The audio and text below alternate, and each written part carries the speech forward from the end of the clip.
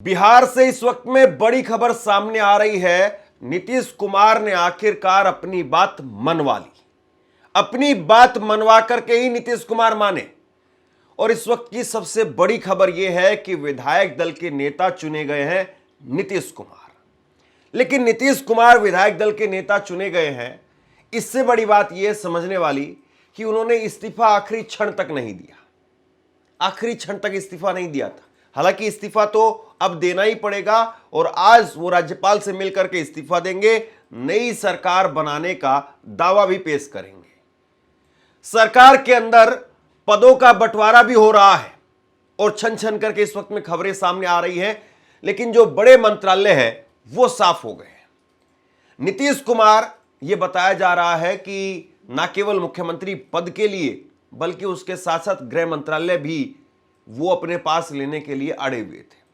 तो बहुत सारी बातें अभी तक चलती रही, लेकिन अब जो खबर सामने आ रही है वो नीतीश कुमार के खेमे से कम आप ये कह सकते हैं कि अच्छी खबर है कि नीतीश कुमार पिछली बार जब 2020 के अंदर जब बीजेपी से बहुत ज्यादा नीचे चले गए थे, 43 सीटों पर चले गए थे, 43 सीटों पर, उस वक्त में भी सीएम बनने में कामयाब हुए थे। और आज जब बीजेपी के बराबर हैं, तकरीबन बीजेपी 89 पर है, नीतीश 85 पर है, तब भी नीतीश कुमार कामयाब रहे हैं अपनी बात मनवाने के लिए, यानी मुख्यमंत्री नीतीश कुमार ही बन रहे हैं। बिहार में विधानसभा के सेंट्रल हॉल में नीतीश कुमार को एनडीए के विधायक दल का नेता चुना गया है अभी कुछ देर पहले, और अब वो राजभवन जाएंगे और राजभवन में जाकर के इस्तीफा देंगे और नई सरकार बनाने का दावा पेश करेंगे। और कल यानी गुरुवार को दोपहर 1:30 बजे खबर सामने आ रही है कि गांधी मैदान के अंदर सीएम पद की शपथ लेंगे नीतीश कुमार। और इससे पहले नीतीश कुमार खुद जाकर के वो गांधी मैदान में गए और गांधी मैदान में जाकर के बाकायदा तैयारियां देख करके आए हैं कि जहां पर शपथ ग्रहण समारोह होना है वहां पर कोई किसी प्रकार की चूक ना हो जाए। खुद मुख्यमंत्री गए, यानी सुपर एक्टिव है इस वक्त में नीतीश कुमार। प्रधानमंत्री नरेंद्र मोदी भी कल पहुंचेंगे, 11 राज्यों के मुख्यमंत्री भी पहुंचेंगे। और इससे पहले 11 बजे पटना के अंदर बीजेपी के विधायक दल की आज बैठक हुई और इसमें सम्राट चौधरी को विधायक दल का नेता चुना गया, विजय सिन्हा को विधानमंडल का उपनेता चुना गया। यानी अब यह भी साफ हो गया है कि सीएम और डिप्टी सीएम दो वो रहेंगे, सम्राट चौधरी और विजय सिन्हा। यहां पर भी कोई बदलाव नहीं। 8 बड़े चेहरे अभी तक साफ हो गए हैं। आप देख लीजिए, बीजेपी की तरफ से सम्राट चौधरी वो डिप्टी सीएम बनने जा रहे हैं। नितिन नवीन वो भी मंत्री बनने जा रहे हैं। मंगल पांडे मंत्री बनेंगे, मनोज शर्मा मंत्री बनेंगे, रजनीश कुमार मंत्री बनेंगे, रमा निषाद वो मंत्री बनेंगी, रेणु देवी वो भी मंत्री बनेंगी और नीतीश मिश्रा वो भी मंत्री बनेंगे। यानी अब पूरी तरह से बिहार का चैप्टर वो अपनी क्लोजिंग की तरफ बढ़ रहा है और बिहार में अब कुल मिलाकर के नीतीश कुमार और उसके खेमे पर दबाव होगा कि कैसे वो अपनी चीजों को, अपनी बातों को पूरा करते हैं। हालांकि राजनीति में कितना ही दबाव हो और कुछ भी हो, और अब दबाव बनाने के लिए वो विपक्ष भी नहीं है, उस तरह से मजबूत विपक्ष भी नहीं है, तो क्या नीतीश कुमार वो काम पूरा भी करेंगे? हालांकि ये कुल मिलाकर के अब ये कहा जा सकता है कि ये उनका आखिरी कार्यकाल है। सवाल अब इस बात का नहीं कि नीतीश कुमार कल शपथ कितने बजे लेंगे, कैसे शपथ लेंगे, क्या होगा क्या नहीं। सवाल इस बात का है कि नीतीश कुमार कितने दिनों तक इस कुर्सी पर बैठे रहेंगे, यानी वो कितने दिनों तक मुख्यमंत्री बनेंगे, कितने दिनों के मुख्यमंत्री बनेंगे, यह बहुत बड़ा सवाल है। वो मुख्यमंत्री रहेंगे या बीच में बीजेपी उनको हटा करके किसी और को मुख्यमंत्री बनाएगी। एक ऑप्शन अभी भी है कि नीतीश कुमार उधर चले जाएं और उधर चले जाएं तो उधर भी जाकर के सीएम बन सकते हैं। 85 विधायक जो है वो नीतीश कुमार के खुद हैं, 35 विधायक महागठबंधन के हैं, फिर 5 विधायक ओवैसी की पार्टी के हैं, 1 विधायक बीएसपी का है। नंबर 122 का अभी भी पूरा हो रहा है, लेकिन मुश्किल है, वो नामुमकिन नहीं है। राजनीति में वैसे भी कुछ भी नामुमकिन नहीं होता है, लेकिन नीतीश कुमार अब उधर जाने की संभावना मुझे लगता है नहीं। लेकिन अब बीजेपी कितने दिनों तक नीतीश कुमार को बैठा करके रखती है, यह बहुत बड़ा सवाल है। उधर चिराग पासवान ने भी 2 मंत्री और डिप्टी सीएम की मांग की है। यह भी खबरें आ रही है कि चिराग पासवान वो आज पटना में पहुंचेंगे अमित शाह जी के साथ में, केंद्रीय मंत्री अमित शाह, और पटना पहुंचेंगे और वहां पर नीतीश कुमार से मुलाकात करेंगे और बाद में बीजेपी के नेताओं से बैठक करेंगे और इस बैठक के बाद में मंत्रियों की लिस्ट वो फाइनल हो जाएगी और चिराग पासवान वो भी एनडीए में 2 मंत्री पद चाह रहे हैं और डिप्टी सीएम के पद की जो है उन्होंने मांग की है।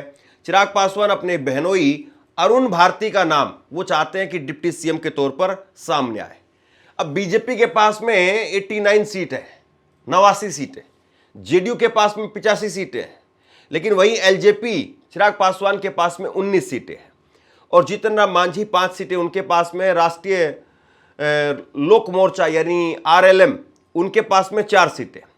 तो कल कितने मंत्री किस दल से चुने जाएंगे, किसके खाते में कितनी कुर्सियां आएंगी, ये बहुत बड़ा सवाल है। और कल 11 बजे प्रधानमंत्री पहुंचेंगे और उसके बाद में 1:30 बजे नीतीश कुमार फिर से शपथ लेंगे। कायदे से वो 10वीं बार शपथ लेंगे, 10वीं बार। और ये नीतीश कुमार के नाम पर सबसे बड़ा रिकॉर्ड है बिहार के अंदर। सर्वसम्मति से नीतीश कुमार विधायक दल के एनडीए के नेता चुने गए हैं, ये सामने आ रहा है। और सेंट्रल भवन में नीतीश कुमार, सम्राट चौधरी और चिराग पासवान ये सब एक साथ वहां पर नजर आए। एनडीए की विधायक दल की बैठक में नीतीश कुमार, चिराग पासवान, केशव प्रसाद मौर्य जिनको ऑब्जर्वर बना करके भेजा गया है, सम्राट चौधरी, विजय सिन्हा, ये सभी बड़े नेता पहुंचे। आपसे कुछ कहना चाहता हूं, आज के वक्त में पत्रकारिता करना कितना मुश्किल काम है, लेकिन अगर ऐसे में भी कोई आपकी खबर दिखा रहा है, कोई आपके मुद्दे पर बात कर रहा है, तो आपको भी उसका साथ देना चाहिए। अगर आपको लगता है कि मेरी पत्रकारिता सही है, मैं आपके लिए आपकी खबर वो दिखा रहा हूं, तो ऐसे में आप मेरा सहयोग कीजिए। आप इस वीडियो को जब लाइक करेंगे तो लाइक के साथ में ही एक थैंक्स का बटन आपको दिखाई देगा, उस थैंक्स के बटन पर आप क्लिक कीजिए और जो भी सहयोग राशि दे सकते हैं वो दीजिए। दूसरा, आप चैनल को ज्वाइन कर सकते हैं और चैनल को ज्वाइन करके भी मुझे मदद कर सकते हैं।